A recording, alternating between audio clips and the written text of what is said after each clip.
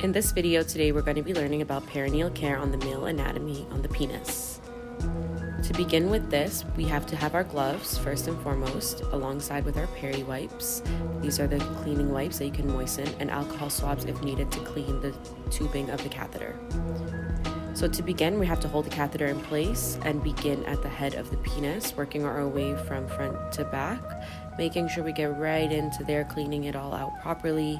And once we're done with that, we can grab a second perineal wipe and start stroking from the top to the bottom and making sure we get all the areas from the top all around, and making sure after that we gently clean the scrotum, and it's in a cuffing motion.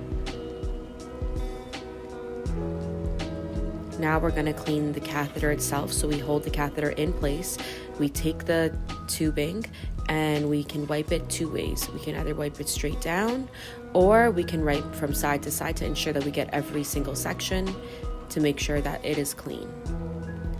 And here I started explaining a little bit more in detail about making sure we keep the catheter away from the rectal area to ensure any cross-contamination. Here I went in a little bit more on detail about how we can clean the ports of the catheter by taking an alcohol swab and rubbing it vigorously for 15 seconds. And at that point, if you have to take a urine sample, you can clip the tube and collect the urine from this port once it's all sterile and clean. And that's the end of catheter and perineal care.